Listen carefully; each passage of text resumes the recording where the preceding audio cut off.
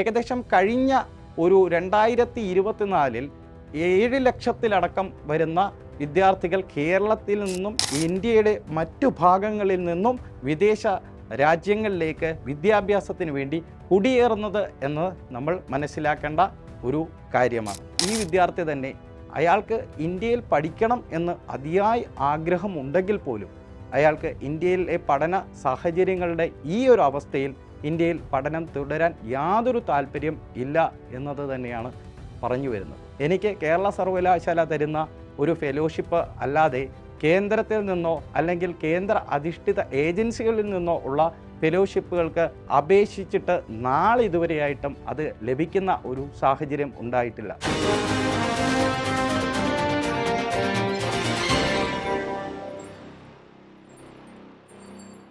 കഴിഞ്ഞ ദിവസം Indian express പത്രത്തിൽ അർപ്പൻ മലാക്കർ എന്ന് പറയുന്ന ഡൽഹി IITയിലെ ഒരു PG വിദ്യാർത്ഥിയുടെ ഒരു ലേഖനം കാണുവാനിടയായി.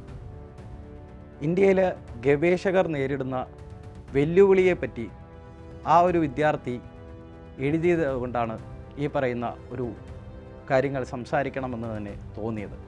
അർപ്പൻ മലാക്കർ എന്ന വിദ്യാർത്ഥി ഇന്ത്യൻ എക്സ്പ്രസ്സിലൂടെ പറഞ്ഞ കുറേയേറെ കാര്യങ്ങൾ നമ്മളെപ്പോഴും വിദ്യാഭ്യാസവുമായി ബന്ധപ്പെട്ട് വരുന്ന കാര്യങ്ങൾക്ക് നമ്മൾ ചർച്ച ചെയ്യപ്പെടേണ്ട കാര്യങ്ങൾ തന്നെയാണ്. അർപ്പൻ്റെ അഭിപ്രായത്തിൽ ഗവേഷണം എന്ന് പറയുന്നത് ഒരു സ്റ്റേബിളായിട്ടുള്ള ഒരു കരിയറൊന്നുമല്ല. അതുപോലെ തന്നെ വളരെ പണച്ചെലവുള്ള ഒരു കാര്യമായി ഇന്ത്യയിൽ ഇന്ന് ഗവേഷണം മാറുന്നു എന്ന് അർപ്പൻ പറയുന്നു. ഓൺലൈൻ വിദ്യാഭ്യാസത്തിൻ്റെ അതിപ്രസരങ്ങളൊക്കെ വരുമ്പോൾ അത്തരത്തിലുള്ള കാര്യങ്ങൾ ഈ പറയുന്ന നമ്മുടെ വിദ്യാഭ്യാസ സംവിധാനത്തിലൊക്കെ വരുന്നു. അപ്പോൾ അർപ്പൻ്റെ ഒരു പറയുന്നത് I took a leap many would call reckless എന്നാണ് അർപ്പൻ എഴുതിയിരിക്കുന്നത്. കാരണം ഓൺലൈൻ മോഡ്യൂളുകൾക്ക് 1400 രൂപ വരെ പേ ചെയ്യേണ്ട ഒരു സാഹചര്യമാണ് ഉള്ളത്. അതുപോലെ തന്നെ ഗവേഷണത്തിൻ്റെ പല കാര്യങ്ങളിലേക്ക് പോകുമ്പോൾ പണച്ചിലവ് വർദ്ധിച്ചു കൊണ്ടിരിക്കുന്നു. ടയർ 2 കോളേജുകൾക്കും ടയർ 3 കോളേജുകൾക്കും ഒരു ഇമാജിൻ ചെയ്യേണ്ട കാര്യം അർപ്പൻ പറയുകയാണ്. ഒരു വിദ്യാർത്ഥി എന്ന നിലയിൽ വിദ്യാഭ്യാസ ആവശ്യങ്ങൾക്ക് വേണ്ടി പണച്ചെലവുണ്ടാക്കുന്ന ഒരു സാഹചര്യമാണ് എന്നാണ് ഡൽഹി IITയിലെ വിദ്യാർത്ഥിയായ അർപ്പൻ മലാക്കർ പറഞ്ഞു വെക്കുന്നത്. Research is often seen a risky detour, അതാണ് അർപ്പൻ പറയുന്നത്. അതുപോലെ തന്നെ അർപ്പൻ പറയുന്നത് അർപ്പൻ ഇനി ഇന്ത്യയിൽ തന്നെ പഠനം തുടരുന്നില്ലെന്നാണ്.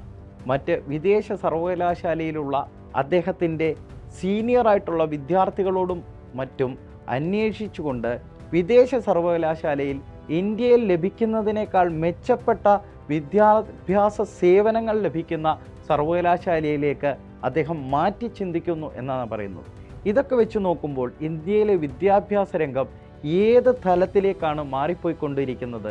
ഒരു കാലത്ത് ഇന്ത്യൻ വിദ്യാഭ്യാസം നേടാനായി വിദേശ രാജ്യങ്ങളിൽ നിന്ന് പോലും ഇന്ത്യയിലേക്ക് വിദ്യാർത്ഥികൾ വന്നുകൊണ്ടിരുന്ന നളന്തയും തക്ഷശിലയും ഒക്കെ തന്നെ എവിടെ നിൽക്കുന്നു.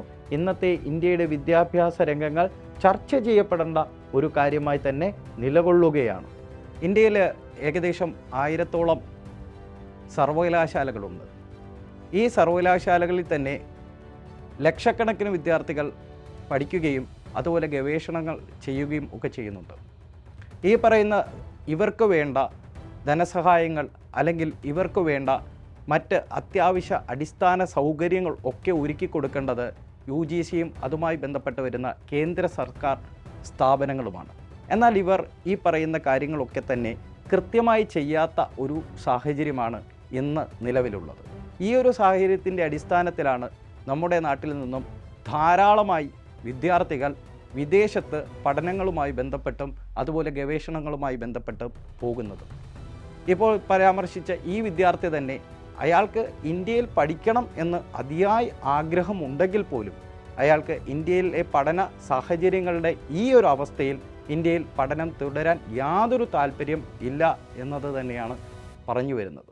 നമ്മൾ കേരളത്തെ എടുത്തു നോക്കുമ്പോഴും കേരളത്തിലൊക്കെ തന്നെ സർവകലാശാലകളിൽ വളരെ ഇന്നോവേറ്റീവായിട്ട് ചിന്തിക്കാൻ കഴിയുന്ന വളരെ ഇന്നൊവേറ്റീവായിട്ട് ഗവേഷണത്തെ കൈകാര്യം ചെയ്യാൻ കഴിയുന്ന, അല്ലെങ്കിൽ വളരെ ഇന്നൊവേറ്റീവായിട്ടുള്ള ഗവേഷണങ്ങൾക്ക് നിർദ്ദേശം കൊടുക്കാൻ കഴിയുന്ന അധ്യാപകരൊക്കെ ഉള്ള ഈ രാജ്യത്തും ഈ സംസ്ഥാനത്തുമൊക്കെ തന്നെ ഈ പറയുന്ന കേന്ദ്ര സർക്കാരിൻ്റെ ഇത്തരത്തിലുള്ള ഉന്നത വിദ്യാഭ്യാസ നയങ്ങൾ കൊണ്ട് എത്രത്തോളം വിദ്യാർത്ഥികൾക്കാണ് ഗവേഷണ സ്വപ്നങ്ങൾ പൂവണിയാൻ സാധിക്കാത്തത് എന്ന് നമ്മൾ ചിന്തിക്കേണ്ട ഒരു കാര്യമാണ്. ഞാൻ കേരള സർവകലാശാലയിലെ മാനേജ്മെൻറ്റ് വിഭാഗത്തിലെ ഒരു ഗവേഷണ വിദ്യാർത്ഥിയാണ്. എനിക്ക് കേരള സർവകലാശാല തരുന്ന ഒരു ഫെലോഷിപ്പ് അല്ലാതെ കേന്ദ്രത്തിൽ നിന്നോ അല്ലെങ്കിൽ കേന്ദ്ര അധിഷ്ഠിത ഏജൻസികളിൽ നിന്നോ ഉള്ള ഫെലോഷിപ്പുകൾക്ക് അപേക്ഷിച്ചിട്ട് നാളിതുവരെയായിട്ടും അത് ലഭിക്കുന്ന ഒരു സാഹചര്യം ഉണ്ടായിട്ടില്ല.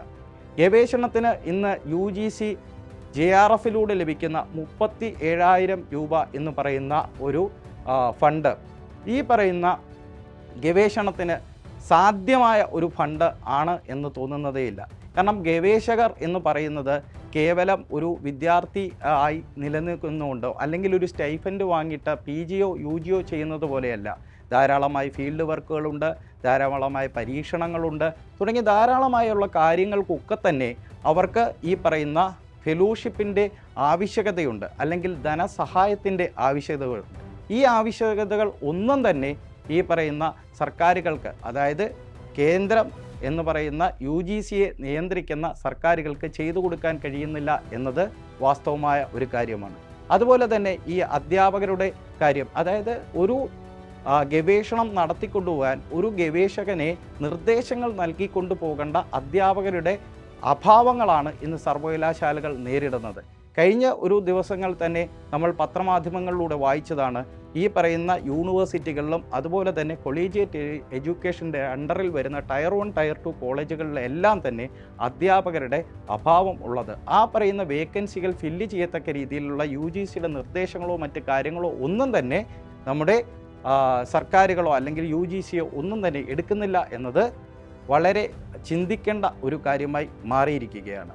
ഒരു അധ്യാപകൻ എന്ന് പറയുമ്പോൾ അദ്ദേഹത്തിന് അക്കാഡമിക് തലത്തിൽ ഏകദേശം 16 മണിക്കൂർ ആഴ്ചയിൽ ജോലി സമയം എടുക്കുമ്പോൾ ഗവേഷകരെ പരിഗണിക്കപ്പറ്റുന്ന രീതിയിലേക്കുള്ള സമയങ്ങൾ ഒന്നും തന്നെ അവർക്ക് എടുക്കാൻ പറ്റുന്നില്ല എന്നത് ആണ് ഗവേഷകർ നേരിടുന്ന ഒരു ഗൈഡിൽ നിന്ന് ഗവേഷകർക്ക് ലഭിക്കേണ്ട സാധ്യതകളെ ഒക്കെ തന്നെ ഇല്ലാതാക്കിക്കൊണ്ടിരിക്കുന്നത്. ഗവേഷണം എന്ന് പറയുന്ന ഒരു സാഹചര്യത്തിൽ അവർ കണ്ടെത്തുന്ന പുതിയ കാര്യങ്ങൾക്ക് പേറ്റന്റ് ലഭിക്കുക എന്ന ഒരു ആഗ്രഹമൊക്കെ ഏതൊരു ഗവേഷകനും ഉണ്ടാകാവുന്ന ഒന്നാണ്. പക്ഷേ നമ്മുടെ നാട്ടിലുള്ള പേറ്റന്റുകൾ അതുമായി ബന്ധപ്പെട്ട പോളിസികളുടെയൊക്കെ അഭാവം, അല്ലെങ്കിൽ ഒരു പേറ്റന്റിലേക്ക് എത്തിച്ചേരാൻ ഒരു ഗവേഷകൻ അനുഭവിക്കുന്ന ബുദ്ധിമുട്ടുകൾ, ഈ പറയുന്ന ബുദ്ധിമുട്ടുകളൊക്കെ തന്നെ നമ്മളുടെ ഗവേഷകർ നേരിടുന്ന ഒരു പ്രശ്നങ്ങളാണ്. ആ ഒരു സാഹചര്യത്തിലാണ് പേറ്റന്റുകളൊക്കെ ലഭ്യത വളരെ എളുപ്പത്തിൽ സാധ്യമാക്കി കൊടുക്കുന്ന വിദേശ സർവകലാശാലകളിലേക്ക് ഗവേഷകർ പോകുന്നത് എന്നത് നമുക്ക് കാണാൻ കഴിയുന്നത്. ഏകദേശം കഴിഞ്ഞ ഒരു 2024 7 ലക്ഷത്തിലടക്കം വരുന്ന വിദ്യാർത്ഥികൾ കേരളത്തിൽ നിന്നും ഇന്ത്യയുടെ മറ്റു ഭാഗങ്ങളിൽ നിന്നും വിദേശ സർവകലാശാലകളെ ഗവേഷണത്തിനും വിദ്യാഭ്യാസത്തിനും വേണ്ടി ആശ്രയിക്കുന്നു എന്ന് പറയുമ്പോൾ തന്നെ എത്ര വലിയ ഒരു സംഖ്യയാണെന്ന്, അല്ലെങ്കിൽ എത്ര വലിയ ഒരു തലച്ചോറുകളാണ് ഇന്ത്യയിൽ നിന്നും വിദേശ രാജ്യങ്ങളിലേക്ക് വിദ്യാഭ്യാസത്തിന് വേണ്ടി കുടിയേറുന്നത് എന്ന് നമ്മൾ മനസ്സിലാക്കേണ്ട ഒരു കാര്യമാണ്. പബ്ലിക്കേഷനുകൾ എന്ന് പറയുന്നത് ഗവേഷകർക്ക് അടിസ്ഥാനമായി ആവശ്യമുള്ള ഒരു കാര്യമാണ്. UGC കെയർ ലിസ്റ്റ് ഒഴിവാക്കുകയും സ്വകാര്യ പബ്ലിക്കേഷനുകൾക്ക് വളരെ പണം നൽകിക്കൊണ്ട് തന്നെ ഈ പറയുന്ന ഗവേഷകർ പബ്ലിക്കേഷനുകൾ ചെയ്യേണ്ട ഒരു കാര്യത്തിലേക്ക് വരുന്ന ഒരു സാഹചര്യമുണ്ട്. ഏകദേശം ഒരു പബ്ലിക്കേഷന് 3000 മുതൽ 5000 രൂപ വരെ വാങ്ങിയാണ് ഡൽഹി കേന്ദ്രീകരിച്ചു കൊണ്ടിരിക്കുന്ന പബ്ലിക്കേഷൻ സ്ഥാപനങ്ങൾ വിദ്യാർത്ഥികളെ ചൂഷണം ചെയ്യുന്നത്, അതുപോലെ ഗവേഷകരെ ചൂഷണം ചെയ്യുന്നത്. ഇത്തരത്തിലുള്ളൊരു സാഹചര്യത്തിൽ ഒരു സാധാരണപ്പെട്ട ഗവേഷകന് ഈ പറയുന്ന കുറഞ്ഞ ഫെലോഷിപ്പിൽ തന്നെ പബ്ലിക്കേഷനും അല്ലെങ്കിൽ ഗവേഷണ പ്രവർത്തനങ്ങളും ഒക്കെ നടത്തിക്കൊണ്ടുപോകാൻ പ്രയാസകരമായ ഒരു കാര്യമാണ്. ഇതൊക്കെ കൊണ്ട് തന്നെയാണ് നമ്മുടെ നാട്ടിലെ വിദ്യാർത്ഥികൾ വിദ്യാഭ്യാസത്തിനും ഗവേഷണത്തിനും മറ്റുമായൊക്കെ തന്നെ മറ്റ് രാജ്യങ്ങളെ സമീപിക്കുന്നത് എന്ന കാര്യം നമ്മൾ ഓർത്തു പോകണം. ഗവേഷകർ നേരിടുന്ന മറ്റൊരു വിഷയം എന്തെന്ന് വെച്ചാൽ, ഗവേഷകർ 3 വർഷം മുതൽ 5 വർഷ കാലയളവ് വരെ ഗവേഷണം നടത്തുമ്പോൾ ആ ഗവേഷണ കാലയളവ് എന്ന് പറയുന്നത് ഒരിക്കലും അവരുടെ ഒരു എക്സ്പീരിയൻസ് ആയി കണക്കാക്കുന്ന ഒരു നിയമ അല്ലെങ്കിൽ ഒരു നയ സംവിധാനം നമ്മുടെ വിദ്യാഭ്യാസ മേഖലയിൽ ഇല്ല എന്നത് ഗവേഷകർ നേരിടുന്ന ഒരു വലിയ വിഷയമായി തന്നെ നമ്മൾ അഡ്രസ്സ് ചെയ്യേണ്ടതായിരിക്കുന്നു. അത് ഗവേഷകർക്ക് അവരുടെ മൊറയിലിനെ ബാധിക്കുന്ന തരത്തിലേക്ക് മാറുകയാണ്. ഇപ്പോൾ ഒരു അധ്യാപന വൃത്തിയിലേക്ക് മാറുന്ന ഒരു ഗവേഷകനാവട്ടെ, അല്ലെങ്കിൽ ഒരു ഇൻഡസ്ട്രിയൽ ബേസിലേക്ക് മാറുന്ന ഗവേഷകനാവട്ടെ, ആ ഗവേഷകൻ ആ ഒരു 3 വർഷക്കാലം ആ ഗവേഷണത്തിന് വേണ്ടി ചിലവഴിച്ച അത്ര സമയം തന്നെ അവരുടെ പ്രവൃത്തി പരിചയ മേഖലയിലേക്ക് ആഡ് ചെയ്യത്തക്ക രീതിയിൽ അല്ലെങ്കിൽ കൂട്ടിച്ചേർക്കത്തക്ക രീതിയിലേക്ക് കൊണ്ടുവരേണ്ട നയ സംവിധാനം ഉണ്ടാക്കേണ്ടത് ഗവൺമെൻറ്റിൻ്റെ ഒരു ഭാഗത്തു നിന്നും നമ്മൾ വേണം എന്ന് ആവശ്യപ്പെടുന്ന ഒരു കാര്യമാണ്. ഗവേഷകർ എന്ന് പറയുന്നത് കേവലം യന്ത്രങ്ങളാക്കാതെ, ഗവേഷകർ എന്ന് പറയുന്നത് കേവലം യൂണിവേഴ്സിറ്റികളുടെയോ അല്ലെങ്കിൽ വിദ്യാഭ്യാസ സംവിധാനത്തിൻ്റെയോ ഒക്കെ തന്നെ ഒരു ചട്ടക്കൂടിനകത്ത് നിന്ന് പ്രവർത്തിക്കുന്നതാകാതെ ഗവേഷകർക്ക് വേണ്ട തരത്തിലേക്കുള്ള അല്ലെങ്കിൽ അവരുടെ ഗവേഷണത്തിന് അല്ലെങ്കിൽ ആ ഒരു പ്രവൃത്തി പരിചയ മേഖലകളിലേക്കൊക്കെ വേണ്ട അടിസ്ഥാന സംവിധാനങ്ങൾ നൽകുന്ന നയ സമീപനങ്ങൾ രൂപീകരിക്കുന്ന ഒരു ഗവൺമെൻറ് സംവിധാനം ഉണ്ടായാൽ മാത്രമേ ഈ ഗവേഷണത്തിന് ഒരു പ്രസിദ്ധമായി അല്ലെങ്കിൽ ഈ പറയുന്ന ഇന്ത്യ പോലെയുള്ള ഒരു രാജ്യത്ത് ഒരു ചരിത്ര അധിഷ്ഠിതമായിട്ടുള്ള ഒരു കാര്യങ്ങൾ അല്ലെങ്കിൽ ആശയങ്ങളുടെ ഒരു വലിയ സമുന്നയങ്ങൾ ഉണ്ടാക്കിയെടുക്കാൻ കഴിയൂ എന്നത് നമ്മൾ ചർച്ച ചെയ്തു പോകേണ്ട വിഷയങ്ങളിൽ ഒന്നാണ്. മേൽപ്പറഞ്ഞ വിഷയങ്ങളിൽ ഒക്കെ തന്നെ ഗവേഷകർ വളരെ പ്രശ്നങ്ങൾ നേരിട്ടുകൊണ്ടിരിക്കുകയാണ്.